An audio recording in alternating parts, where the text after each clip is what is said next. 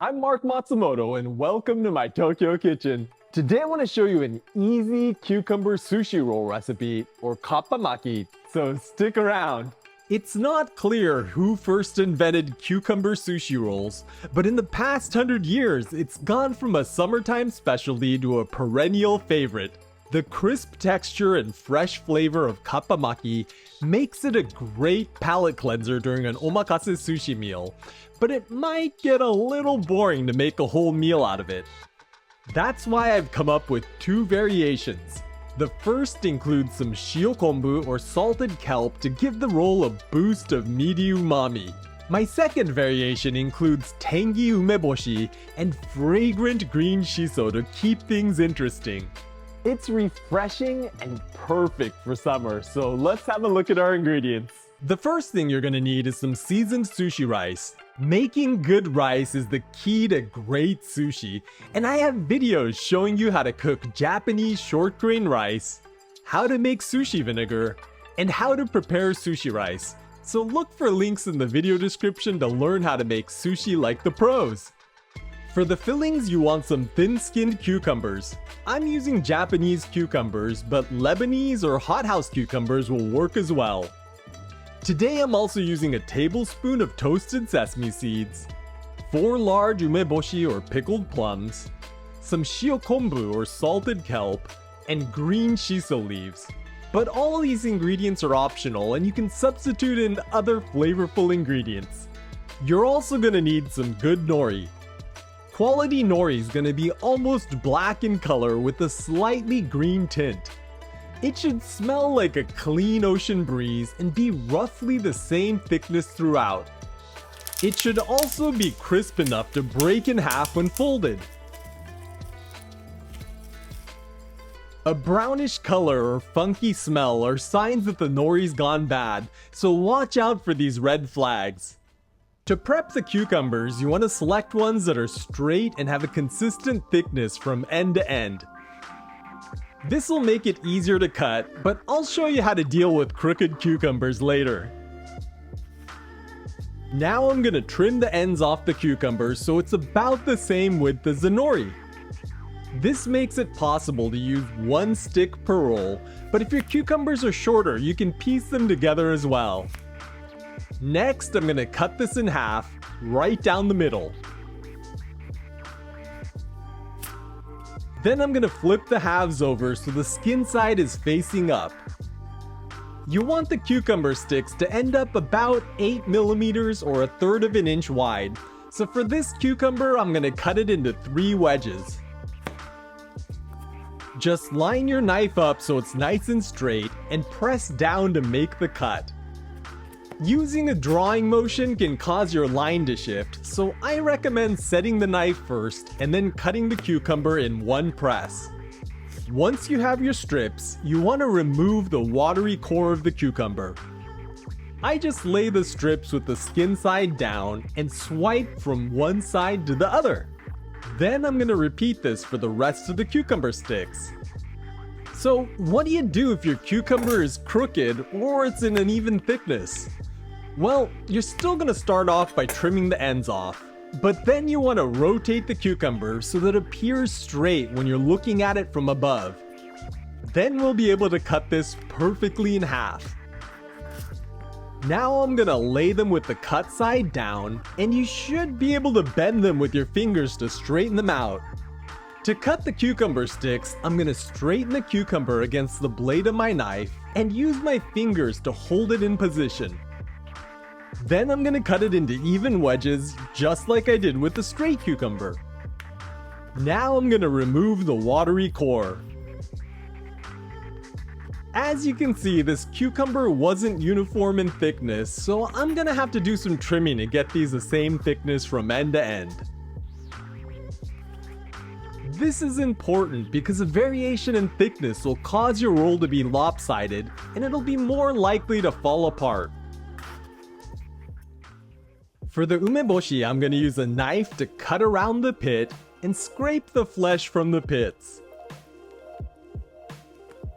Then I'm going to mince these up into a smooth paste. This is going to make it easier to spread an even strip of ume into our rolls.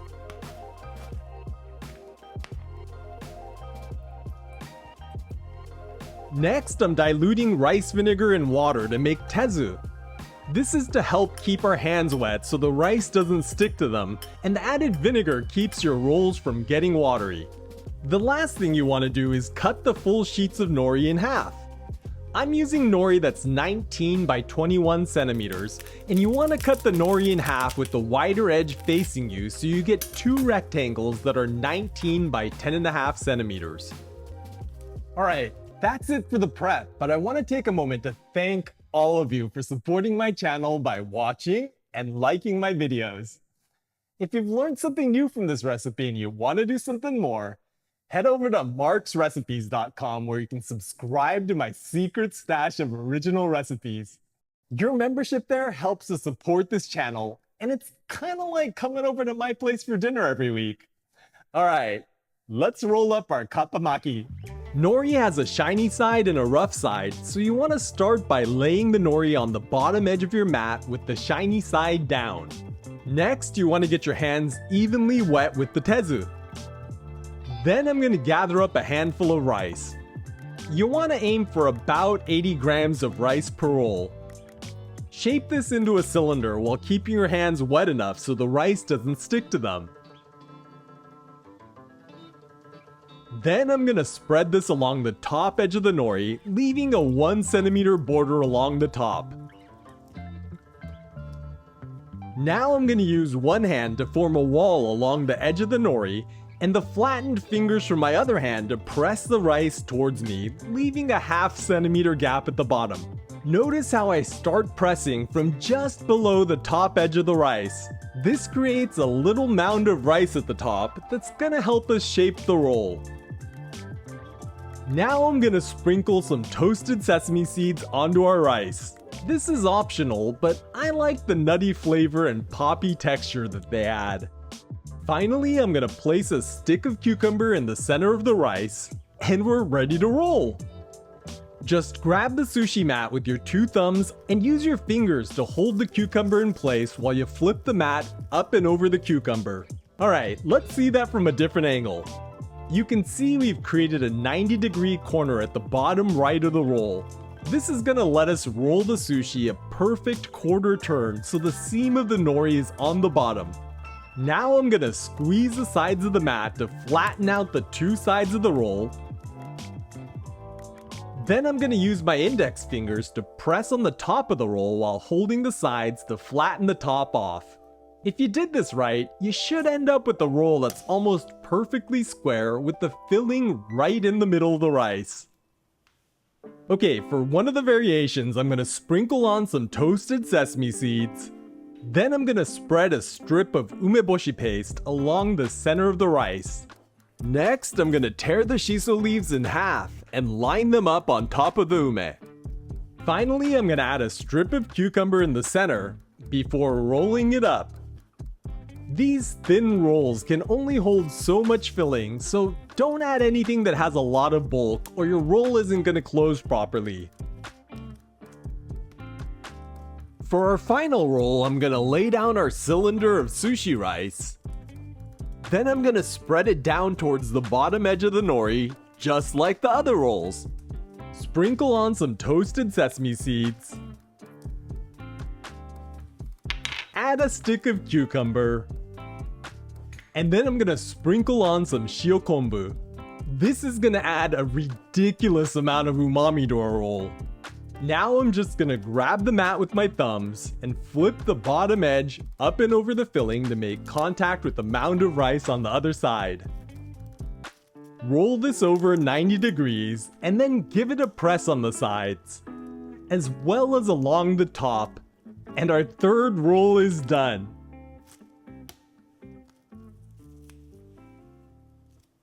To cut the rolls, I highly recommend using a ruler. These rolls are 19 centimeters wide, so I'm gonna cut a slit at 9.5 centimeters to mark the center.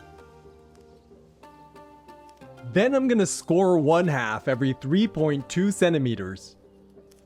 Make sure your knife is nice and sharp. Then I'm gonna remove the ruler and cut the roll in half where we marked it, and then line the halves up. Be sure to wipe the blade down with a damp towel between each cut. Now we can use the remaining guidelines to cut these into thirds. Unlike cutting sashimi, you want to cut rolls using short back and forth strokes. That's because the rice tends to stick to the knife and you'll stretch the roll out if you try to cut it in one stroke. Then I'm gonna tip the rolls up to show the cut surface on top. And then we can just get these onto our plate. I'm gonna use a few shiso leaves to make the plate a bit more colorful. And then line the rolls up on top.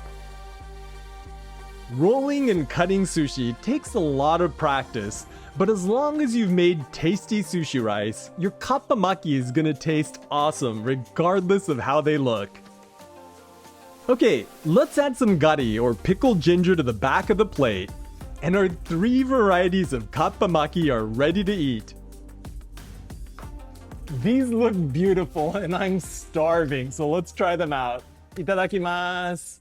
All right, I'm gonna go for the plain Kappa Maki, our cucumber roll here, with just the sesame seeds and cucumber.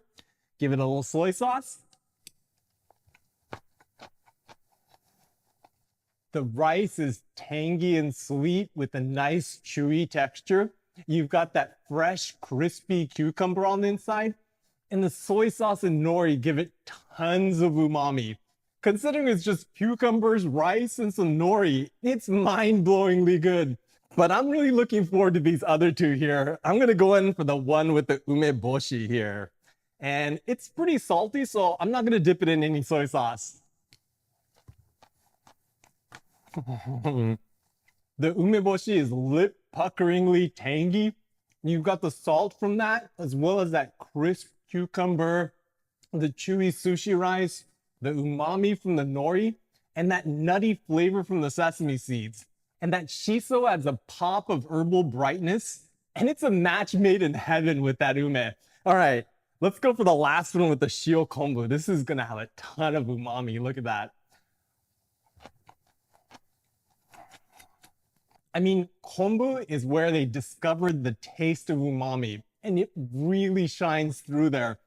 It's just cucumbers, but it tastes super meaty and delicious. These rolls are refreshing and ridiculously satisfying, and you don't even need to heat up your house to make them, so I hope you'll give them a try. All right, I'm gonna go back for the ume here with that shiso and the crispy cucumber, and add a little bit of soy sauce. It's so good. Well, I'm gonna roll up the rest of this sushi rice with some other fillings. But check out this playlist for all my sushi recipes. And I'll catch you in the next one.